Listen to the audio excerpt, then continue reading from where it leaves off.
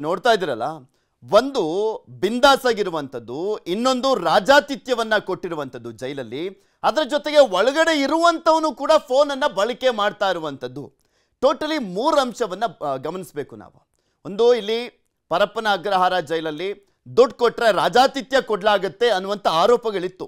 ಅದು ಮತ್ತೊಮ್ಮೆ ಪ್ರೂವ್ ಆಗ್ತಾ ಇದೆ. ಇಲ್ಲಿ ಈ ಪ್ರಕರಣಕ್ಕೆ ಸಂಬಂಧಪಟ್ಟಂತೆ ಸಿಗರೇಟ್ ಅನ್ನ ಕೊಡ್ಲಾಗ್ತಾ ಇದೆ. ಇನ್ನು ಇದೇ ವಿಚಾರಕ್ಕೆ ಸಂಬಂಧಪಟ್ಟಂತೆ ಮಾತಾಡಲಿಕ್ಕೆ ನಮ್ಮ ಜೊತೆ ನಿವೃತ್ತ ಪೊಲೀಸ್ ಅಧಿಕಾರಿಗಳಾಗಿರುವಂಥ ನಾಗರಾಜ್ ಅವರು ದೂರವಾಣಿ ಸಂಪರ್ಕದಲ್ಲಿ ಜಾಯ್ನ್ ಆಗ್ತಾರೆ. ನಮಸ್ಕಾರ ಸರ್. ಸರ್, ನನ್ನ ಧ್ವನಿ ಕೇಳಿಸ್ತಾ ಇದೆಯಾ? ಕೇಳ್ತಾ ಇದೆ, ಹೇಳಿ ಸರ್. ಪರಪ್ಪನ ಅಗ್ರಹಾರ ಜೈಲಲ್ಲಿ, ಯಾವುದೇ ಜೈಲಲ್ಲಾಗಲಿ ಸಿಗರೇಟನ್ನೆಲ್ಲ ಬಳಸ್ಬೋದಾ? ಅದಕ್ಕೆ ಪರ್ಮಿಷನ್ ಇರುತ್ತಾ? ಯಾವ್ದು ಬಳಸಬೇಕು ಯಾವ್ದು ಬಳಸಬಾರ್ದು ಅಂತ ಡೂಸ್ ಅಂಡ್ ಡೋಂಟ್ಸ್ ಅಂತ ಜೈಲ್ ಮ್ಯಾನ್ಯುಯಲ್ ಅಲ್ಲಿ ಕ್ಲಿಯರ್ ಆಗಿ ಹೇಳಿದ್ದಾರೆ.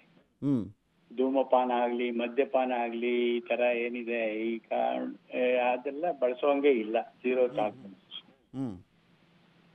ಈಗ ನಿಮ್ಮ ದೃಶ್ಯಗಳನ್ನ ನೋಡ್ತಾ ಇದ್ರೆ ಈ tell me the person I tell you the rule ಅಂತ ಒಂದು ಮಾತಿದೆ.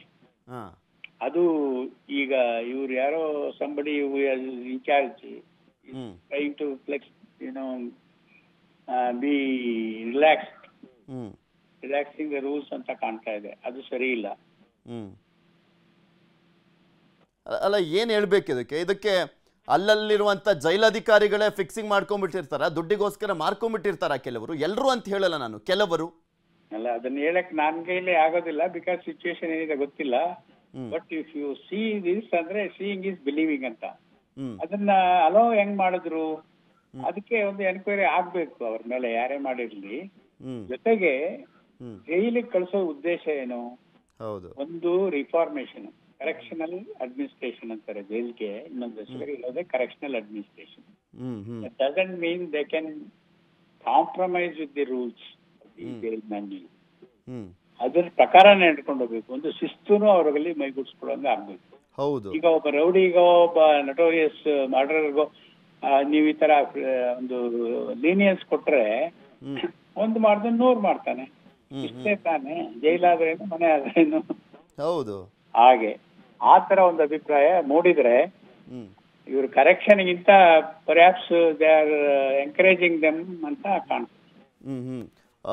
ನಾಗರಾಜ್ ಅವರು, ಏನು ಅನ್ಕೊಳ್ಬೇಡಿ, ಇಲ್ಲಿ ದುಡ್ಡಿಗೋಸ್ಕರ ಮಾರ್ಕೊಳ್ಳುವಂಥವ್ರು ಕೂಡ ಜೈಲಾಧಿಕಾರಿಗಳು ಇರ್ತಾರೆ. ಯಾಕಂದ್ರೆ ಇಲ್ಲಿ ಜೈಲಲ್ಲಿ ದುಡ್ಡು ಕೊಟ್ರೆ ಸಾಕು, ಏನನ್ನು ಬೇಕಾದ್ರೂ ಕೊಡ್ತಾರೆ, ಏನ್ ಬೇಕಾದ್ರೂ ಸಿಗುತ್ತೆ ಅಂತೆಲ್ಲ ಹೇಳ್ತಾ ಇದ್ರು, ಆರೋಪಗಳಿತ್ತು. ಬಟ್ ಇಂಥ ದೃಶ್ಯಾವಳಿಗಳನ್ನ ಕೆಲವೊಂದು ಪ್ರಕರಣಗಳಲ್ಲಿ ಕೆಲವರ ವಿಚಾರಗಳನ್ನು ನೋಡುವಂತ ಸಂದರ್ಭದಲ್ಲಿ ಅದು ನಿಜ ಅನ್ಸುತ್ತಪ್ಪ. ನೋಡಿ, ನಾನು ಜೈಲಂತ ಅಷ್ಟೇ ಅಲ್ಲ, ಈಗಿನ ಪರಿಸ್ಥಿತಿಯಲ್ಲಿ ನೋಡಿದ್ರೆ ಎಲ್ಲೂ ಅದು ಆಸುವಕ್ಕಾಗಿದೆ, ಮತ್ತೆ ಎಲ್ಲೂ ಅದು ಎಕ್ಸೆಪ್ಷನ್ ಇಲ್ಲ. ಸೊ ನೀವೇನಾದ್ರು ಹೇಳ್ತಾ ಇದ್ರೆ I can say something exceptional ಇದ್ರೆ ನಾನು I would have agreed. But ಇಲ್ಲೂ ಅದಕ್ಕೆ ಅವಕಾಶ ಇಲ್ಲ. ನೀವು ಯಾವ ಇಲಾಖೆಗೆ ಹೋಗ್ಲಿ, ಎಲ್ಲಿ ಹೋಗ್ಲಿ, ಅದು ಆಂಡವಾಡ್ತಾ ಇದೆ. ಬೇರೆ ಯಾವುದೇ ಇರಲಿ ಸರ್, ಬಟ್ ನಮ್ಗೆ ಜನಸಾಮಾನ್ಯರಿಗೆ 1-2 ನಂಬಿಕೆ, ಅದು ಅವರು ಸರಿಯಾಗಿ ಮಾಡ್ತಾರೋ ಬಿಡ್ತಾರೋ ಏನೇ ಇದ್ರೂ ಕೂಡ ಈ ಕಾನೂನು ಮತ್ತು ಪೊಲೀಸ್ ಇಲಾಖೆ ಮೇಲೆ ಒಂಥರ ಭಯನೂ ಇದೆ, ಒಂಥರ ನಂಬಿಕೆನೂ ಕೂಡ ಇದೆ. ಎಲ್ಲೋದ್ರೂ ಕೂಡ ಇಲ್ಲಾದ್ರೂ ಒಂದ್ ಸ್ವಲ್ಪನಾದ್ರೂ ನ್ಯಾಯ ಸಿಗ್ಬೋದು ಅನ್ನುವಂಥದ್ದು, ಅದು ಕೂಡ ಮಣ್ಪಾಲಾಗ್ತಾ ಇದೆ ಅಂತ ಬೇಸರ ನಮ್ಗೆ. ಹೌದು. ಈಗ ನಾವು ಹಿಂದೆ ಕೇಸ್ ನೋಡಿದೀವಿ, ಶಶಿಕಲಾ ಕೇಸ್. ಪರಿಚಿತವಾಗಿರ್ಬೇಕು. ಅದು ಏನು ಸಾಮಾನ್ಯ ಕೇಸ್ ಏನ? ಹೌದು. ಬೇಡ. ಈ ಕೇಸಲ್ಲಿ ಕೂಡ ಎಷ್ಟು ಕಷ್ಟ ಬಿದ್ದಿದ್ದಾರೆ ಪೊಲೀಸರು. ಅದು ಏನ್ ಅನ್ಕೋತಾರೆ, ಆ ಅಧಿಕಾರಿಗಳನ್ನ ನೋಡಿದ್ರೆ ಅವ್ರು ಏನಂತಾರೆ, ಇಷ್ಟೇ ತಾನೇ ಹೋಗಯ್ಯ ಅಂತಾರೆ. ಹಾಗೆ ತಾತ್ಸಾರದ ಮನೋಭಾವ ಕಾನೂನು ಮೇಲೆ ಬರಬಾರ್ದು. ಕಾನೂನು ಎನ್ಫೋರ್ಸ್ಮೆಂಟ್, ಲಾ ಎನ್ಫೋರ್ಸ್ಮೆಂಟ್ ಏಜೆನ್ಸಿ ಮೇಲೆ ಬರಬಾರ್ದು. ಇವರು ಪಾರ್ಟ್ ಆಫ್ ಜುಡಿಷಿಯಲ್ ಅಡ್ಮಿನಿಸ್ಟ್ರೇಷನ್ ಜೈಲು ಕೂಡ. ಅವರೇನು ಹೊರತಾಗಿಲ್ಲ. ನೀವು ಹೋಮ್ ಮಿನಿಸ್ಟರ್ ಅಡಿಲೇ ತಾನೇ ಬರ್ತದೆ ಇದನ್ನು.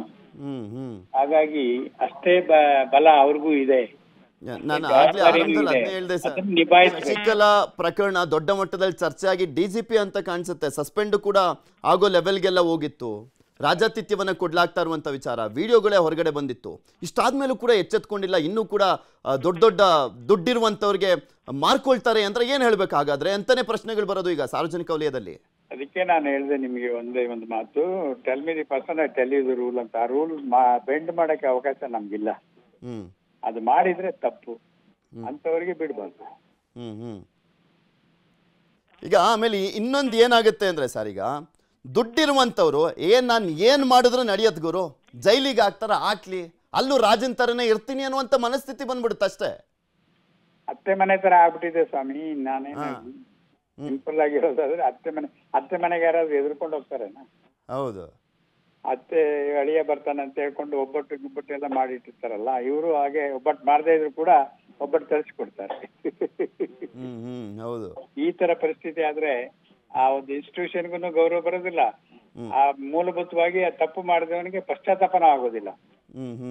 ಬಿಡೋ ಇನ್ನೊಂದು ಮಾಡಿದ್ರು ಆಯ್ತು, ಏನ್ ಮಾಡ್ಕೊಂಡ್ರು ಅಂತ ಆಸ್ತಾರದ ಮನೋಭಾವ ಸಿಸ್ಟಮ್ ಮೇಲೆ ಬರ್ತದೆ. ಅದು ತಪ್ಪಿಸ್ಬೇಕಾದ್ರೆ ಯಾರೇ ಇರ್ಲಿ ನಿಷ್ಠೆಯಿಂದ ಕೆಲಸ ಮಾಡಬೇಕು. ಸರ್, ನಾವು ಈ ಪ್ರಕರಣದಲ್ಲಿ ಸ್ಪೆಷಲಿ ಹೇಳೋದಾದ್ರೆ, ಬಿಕಾಸ್ ಅತ್ಯಂತ ಪ್ರಭಾವವನ್ನ ಹೊಂದಿರುವಂತ, ಅತ್ಯಂತ ಪ್ರಭಾವಿ ಕೂಡ ಆಗಿರುವಂತ ದರ್ಶನ್ ಅನ್ನೇ ಹಿಡಿದು ಒಳಕಾಕ್ದಂಥವ್ರು ಪೊಲೀಸರು. ಈ ಪ್ರಕರಣದಲ್ಲಿ ಪೊಲೀಸ್ ಇಲಾಖೆ ಇದೆಯಪ್ಪ, ಪೊಲೀಸ್ ಇಲಾಖೆಗೆ ಬೇಷ್ ಅನ್ಬೇಕು ಅನ್ನುವ ರೀತಿಯಲ್ಲಿ ತನಿಖೆಯನ್ನ ಮಾಡಿದಂಥವ್ರು ಸರ್ ಪೊಲೀಸರುಗಳು. 2.5 ತಿಂಗಳಿಂದಲೂ ಕೂಡ ಹರಸಾಹಸ ಪಡ್ತಾ ಇದ್ದಾರೆ. ಒಂದು ಚಿಕ್ಕ ಡಾಟ್ ಮಿಸ್ ಆಗದ ರೀತಿಯಲ್ಲಿ ತನಿಖೆಯನ್ನ ಮಾಡ್ತಾ ಇರುವಂಥದ್ದು. ಇಂತಹ ಸಂದರ್ಭದಲ್ಲಿ ಈ ರೀತಿಯಾಗಿ ಒಳಗಡೆ ಆರಾಮಾಗಿದ್ದಾರೆ ಅಂದ್ರೆ ಆ ಪೊಲೀಸ್ ಅಧಿಕಾರಿಗಾಗ್ಲಿ ಅಥವಾ ಜನರು ನೋಡುವಂಥವ್ರಿಗಾಗ್ಲಿ ನಂಬಿಕೆ ಹೆಂಗ್ ಉಳ್ಕೊಳ್ಳುತ್ತೆ ಅಂತ. ಅದೇ ಇಲ್ಲೇ ಬಂದಿರೋದು. ನಾವು ಈವನ್ ಒಂದು ಮಾತಿದೆ ನೋಡಿ, even though justice is denied or delayed, it should have appeared to have been done ಅಂತ ತರ ನಡ್ಕೊಳ್ಬೇಕಂತಿದೆ. ಆಗ ಇದನ್ನ ನೋಡಿದವನಿಗೆ ನಾಳೆ ಕನ್ವಿಕ್ಷನ್ ಆಗ್ಬೋದು, ಅದು ಬೇರೆ. ಏನ್ ಅನ್ಸುತ್ತೆ, ಹಾಗಾದ್ರೆ ಏನಪ್ಪಾ, ಏನು ಇದರಿಂದ ಉತ್ತರ ಇಷ್ಟೇ ಇರ್ಬೋದು ಅಂತ ಅನ್ಕೊಳ್ಳೋ ಒಂದು ತಾಸ್ಕಾರ ಮನೋಭಾವ ಬರ್ತದೆ. ಬಿಡೋ, ನಾನು ಅವನೇನ್ ಮಾಡಿರೋದು ಅದ್ರ ಅಪ್ನಂಗ್ ಮಾಡೋಣ ಅಂತ ಎಂಕರೇಜ್ಮೆಂಟ್ ಆಗ್ಬೋದು ಸಮಾಜದಲ್ಲಿ. ಹೌದು ಹೌದು. ಪೊಲೀಸರ ಹತ್ರ ಹೋದ್ರೆ ಏನಾಗಲ್ಲ, ಇಲ್ಲೇ ನ್ಯಾಯ ಕೊಡೋಣ ಬಾರಯ್ಯ ಅಂತ. ಇದು ದಾರಿ ತಪ್ಪಿಸುವಂತ ಕೆಲಸ ಒಳ್ಳೆಯವ್ರಿಗೂ ಕೂಡ ಆಗುತ್ತೆ. ಈ ಒಂದು ಕರೆಕ್ಷನಲ್ ಅಡ್ಮಿನಿಸ್ಟ್ರೇಷನ್ ಇನ್ಸ್ಟಿಟ್ಯೂಷನ್ಗೆ ಒಂದು ಕೆಟ್ಟ ಹೆಸರು ಬರ್ತದೆ. ಅದ್ರ ಜವಾಬ್ದಾರಿಯಿಂದ ನುಸುಳ್ಕೊಳ್ಬಾರ್ದು. ಅವರು ಜವಾಬ್ದಾರಿಯಿಂದ ನಡ್ಕೊಳ್ಬೇಕು. ಏನಿದೆ ಜೈಲ್ ಮ್ಯಾನ್ಯುಲ್, ಅದು ಜೈಲ್ ಮ್ಯಾನ್ಯುಲ್ ಇರ್ತಕ್ಕಂಥ ಕಟ್ಟುಪಾಡುಗಳನ್ನ ಚಾಚು ತಪ್ಪದೆ ಪಾಲಿಸಿ ಅವರು ನಡ್ಕೊಳ್ಬೇಕು. ಆಮೇಲೆ ಇಲ್ಲಿ 3 ತಪ್ಪು ಕಾಣಿಸ್ತಾ ಇದೆ ಸರ್. ಒಂದು ರಾಜಾತಿಥ್ಯ ಕೊಟ್ಟಿರೋದು, ಇನ್ನೊಂದು ಆರಾಮಾಗಿ ಬಿಂದಾಸಾಗಿ ಸಿಗರೆಟ್ ಅನ್ನ ಸೇತ್ಕೊಂಡು ಕೂತಿರುವಂಥದ್ದು, ಹಾಗೆ ಈ ಫೋಟೋವನ್ನ ಕಳಿಸಿರುವಂಥವನು ಫೋನ್ ಯೂಸ್ ಮಾಡ್ತಾ ಇರುವಂಥದ್ದು ಕೂಡ ಗೊತ್ತಾಗ್ತದೆ. ಈ 3 ತಪ್ಪುಗಳು.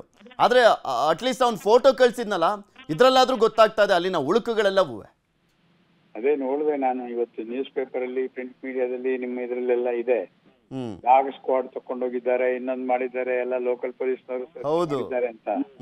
ಅದೇನ್ ಸರ್ಚ್ ಮಾಡಿದ್ರು ಅಥವಾ ಅದೇ ಏನ್ ಸರ್ಚ್ ಮಾಡಿದ್ರು, ಆ ಗೇಟ್ ಮುಂದೆ ಅಲ್ಲಾಡ್ಸ್ಕೊಂಡು ಹೋಗಿ ಬಂದ್ರ ಏನೋ ಗೊತ್ತಿಲ್ಲ. ಯಾಕೆಂದ್ರೆ ನಿನ್ನೆ ಸ್ಟೇಟ್ಮೆಂಟ್ ಕೊಟ್ಟು ನಿನ್ನೆ ಅಷ್ಟೇ ಇನ್ಸ್ಪೆಕ್ಷನ್ ಆಗಿರತ್ತೆ ಸರ್. ಅಲ್ಲಿ ನಿನ್ನೆ ಇನ್ಸ್ಪೆಕ್ಷನ್ ಆಗಿ ಅಲ್ಲಿ ಏನು ಸಿಕ್ಕಿಲ್ಲ, ತುಂಬಾ ಕಟ್ಟುನಿಟ್ಟಾಗಿ ಬಿಗಿ ಭದ್ರತೆಯಲ್ಲಿದೆ ಅಂತೆಲ್ಲ ಸ್ಟೇಟ್ಮೆಂಟ್ ಗಳು ಕೊಟ್ಕೊಂಡ್ಬಂದ್ರು ಅಧಿಕಾರಿಗಳು. ಅದನ್ನ ತೋರಿಕೆ ಮಾಡಿದಾರ ಅಥವಾ ನಿಜವಾಗೂ ಮಾಡಿದಾರ ಅಂತ ಇವಾಗ ನಾವು ವಿಷಯಕ್ಕೆ ಒಂದು ಅವಕಾಶ ಸಿಕ್ಕಿದೆ. ಆದ್ರೆ ಆತರ ಆಗ್ಬಾರ್ದು. ಒಂದ್ಸರಿ ಆತರ ಆಕ್ಷನ್ ಆದ್ಮೇಲೆ that effect should be seen the place where they are searched. ಆ ಒಂದು ಎಫೆಕ್ಟಿವ್ನೆಸ್ ಇಲ್ಲ ಅಂದ್ಮೇಲೆ ಕೆಲಸ ಮಾಡ್ತಾರೆ. ತೋರಿಕೆಗೆ ನಾವಿಲ್ಲ, ಅದ್ರ effect should be seen by the people. ಅದಕ್ಕೆ ಇರೋದು. ಆದ್ರಿಂದ ಈಗ ಇದು ತಪ್ಪು ಯಾರು ಸರ್, ಯಾರು ಹೊಣೆ ಸರ್? ಇರ್ಲಿ, ಅವ್ರ ಮೇಲೆ ಕ್ರಮ ಆಗುತ್ತೆ. ನಾಗರಾಜ್ ಸರ್, ಇದಕ್ಕೆ ಯಾರು ಹೊಣೆ? ಯಾರು ಇನ್ಚಾರ್ಜ್ ನೋಡಿ, ಅಲ್ಲಿ ಒಂದು ಬೀಟ್ ಎಲ್ಲ ಇರ್ತದೆ ಅವ್ರಿಗೆ. ಇಲ್ಲಿ ಒಳಗಡೆನೂ ಕೂಡ ಬೀಟ್ ಇರ್ತದೆ. ಅದು ಕ್ಯಾಡರ್ ವೈಸ್ ಡಿಪಾರ್ಟ್ಮೆಂಟ್. ಅದು ಆ ಕೆಳಗಡೆ ಹಂತದಿಂದ ಯಾರಿದ್ದಾರೆ ಮೇಲ್ಗಡೆ ಹಂತದವರು, ಸೂಪರ್ವೈಸರ್ ಆಫೀಸರ್, ಅಲ್ಲಿ ತನಕ ಜವಾಬ್ದಾರಿ ಅವರು. ಅಲ್ಲ, ಇದು ನೋಡೋ ಸಂದರ್ಭದಲ್ಲಿ ನಾನು ನಿಮಗೆ ಆರಂಭದಲ್ಲಿ ಹೇಳಿದ್ನಲ್ಲ, ಕ್ರೈಮ್ ಮಾಡುವಂಥವನಿಗೆ ನೀನು ಮಾಡಪ್ಪ, ಒಳಗಡೆ ನಿಮ್ಮದು ಅತ್ತೆ ಮನೆ ಇದೆ, ಜೈಲು, ಅಲ್ಲಿ ಹೋಗಿ ಬರ್ಬೋದು, ರಾಜಾತಿಥ್ಯ ಕೊಡ್ತಾರೆ, ದುಡ್ಡೊಂದು ಇಟ್ಕೊಂಡು ಹೋಗು ಅಷ್ಟೇ, ಕ್ರೈಮ್ ಮಾಡೋಕ್ಕೂ ಮುಂಚೆ ಅನ್ನುವಂಥರದ ಮೆಸೇಜ್ ಇದು ಅಷ್ಟೇ, ಇನ್ನೇನು ಅಲ್ಲ. ಇದು ಇನ್ನೇನು ಹೇಳಬೇಕು ಅಂದರೆ ಇಷ್ಟೇ. ಯಾಕೆಂದರೆ ಎಲ್ಲೋದ್ರೂ ಕೂಡ ಭ್ರಷ್ಟಾಚಾರಿಗಳಿದ್ದಾರೆ, ಎಲ್ಲೋದ್ರೂ ದುಡ್ಡು ಕೊಟ್ಟರೆ ಏನು ಬೇಕಾದರೂ ನಡೆಸ್ಬೋದು, ಮನಿ ಕ್ಯಾನ್ ಬೈ ಎನಿಥಿಂಗ್ ಅಂತ ಹೇಳ್ತಾರಲ್ಲ, ಇದರಲ್ಲೂ ಕೂಡ ಪ್ರೂವ್ ಆಯ್ತು ಸರ್ ಇದು. ಅದಕ್ಕೆ ಹೇಳಿದ್ದು ನಾನು ಶುರುವಲ್ಲೇ, ನಾನು ಹೇಳಿದೆ ಆರಂಭದಲ್ಲೇನೆ, ಈ tell me the person tell you the rule ಅಂತ. ರೂಲ್ ಕ್ಯಾನ್ ಬಿ, ಅದನ್ನ ಯಾವ ರೀತಿ ಇಂಟರ್ಪ್ರಿಟ್ ಮಾಡಬೇಕೋ ಇಂಟರ್ಪ್ರಿಟ್ ಮಾಡೋನಿಗೆ ಬಿಟ್ಟಿದ್ದೇನೆ. ಅದು ಇಲ್ಲ, ಪುಸ್ತಕದಲ್ಲಿ ಬರ್ದಿದೆ.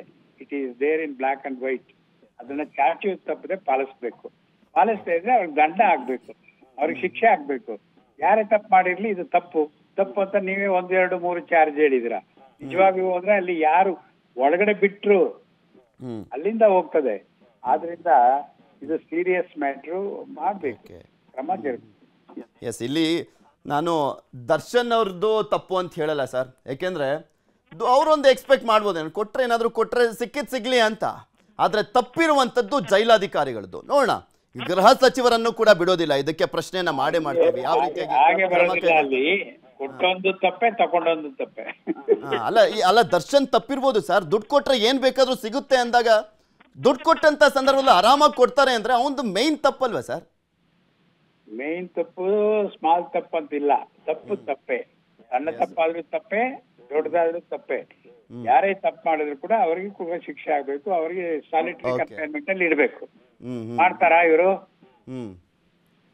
ನೋಡೋಣ ಸರ್, ನೋಡೋಣ ಏನ್ ಮಾಡ್ತಾರೆ ಅಂತ. ಲಿಬರ್ಟಿ ಕೊಟ್ಮೇಲೆ ಅದನ್ನ ಸದ್ಬಳಕೆ ಮಾಡ್ಕೊಳ್ಬೇಕು ಜೈಲಲ್ಲಿ ಕೂಡ. ಅವ್ರು ಮಾಡ್ಕೊಳಲ್ಲ, ಈ ತರ ದುರುಪಯೋಗ ಮಾಡ್ಕೊಳ್ತಾರೆ ಅಂದ್ಮೇಲೆ ಹಾಕಿ ಸಾಲಿಟರಿ ಕನ್ಫೈನ್ಮೆಂಟ್ಗೆ. ಅದು ಜೈಲ್ ಅಧಿಕಾರಿಗಳಿಗೆ ಅಧಿಕಾರ ಇದೆ.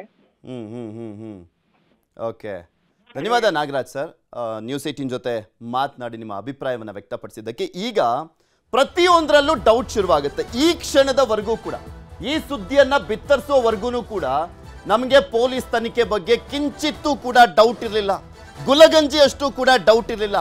ಬಟ್ ಈಗ ಈ ಪಿಕ್ಚರ್ಗಳನ್ನ ನೋಡ್ತಾ ಇದ್ರೆ ಇಷ್ಟೊಂದು ರಾಜಾತಿಥ್ಯ ಕೊಡ್ಲಾಗ್ತಾ ಇದೆ, ಆರಾಮಾಗಿ ಬಿಂದಾಸ್ ಆಗಿದ್ದಾರೆ, ಅತ್ತೆ ಮನೆಯಲ್ಲಿ ಬಾಡೂಟ ಬಡಿಸ್ತಾ ಇದ್ದಾರೆ ಅಂತ ಬಂದಂತ ಸಂದರ್ಭದಲ್ಲಿ ಸಹಜವಾಗಿ ಈಗ ತನಿಖೆ ಮೇಲೂ ಕೂಡ ಡೌಟ್ ಪಡುವಂತೆ ಮಾಡ್ತಾ ಇದೆ, ಪೊಲೀಸ್ ಇಲಾಖೆ ಮೇಲೆ ಡೌಟ್ ಪಡುವಂತೆ ಮಾಡ್ತಾ ಇದೆ. ಜೈಲಾಧಿಕಾರಿ ಏನ್ ಮಾಡ್ತಾ ಇದ್ದಾರೆ ಹಾಗಾದ್ರೆ? ಜೈಲಾಧಿಕಾರಿ ದುಡ್ಡು ಕೊಟ್ಬಿಟ್ರೆ ಏನ್ ಬೇಕಾದ್ರೂ ಮಾಡ್ತಾರಾ ಅನ್ನುವಂತ ಆರೋಪಗಳಿತ್ತಲ್ಲ, ಅದು ಪ್ರೂವ್ ಆಗ್ತಾ ಇದೆ ಅಷ್ಟೇ. ಈಗ ದರ್ಶನ್ ಕೇಸ್ನಲ್ಲೂ ಕೂಡ ಸಿಗರೆಟ್ನೆಲ್ಲ ಯೂಸ್ ಮಾಡಂಗಿಲ್ಲ, ಆದ್ರೂ ಸಿಗರೆಟ್ ಯೂಸ್ ಮಾಡಕ್ ಕೊಟ್ಟಿದ್ದಾರೆ ಅಂದ್ರೆ ಎಷ್ಟು ದುಡ್ಡು ಕೊಟ್ಟಿರ್ಬೇಕಾಗಾದ್ರೆ? ಯಾರು ಆ ಜೈಲಾಧಿಕಾರಿ? ಇದಕ್ಕೆ ಪೊಲೀಸ್ ಇಲಾಖೆ ಏನ್ ಹೇಳುತ್ತೆ, ಸರ್ಕಾರ ಏನ್ ಹೇಳುತ್ತೆ, ಯಾವ ರೀತಿಯಾಗಿ ರಿಯಾಕ್ಷನ್ ಬರುತ್ತೆ, ಏನ್ ಕ್ರಮ ಕೈಗೊಳ್ತಾರೆ, ಕಾದ್ ನೋಡೋಣ.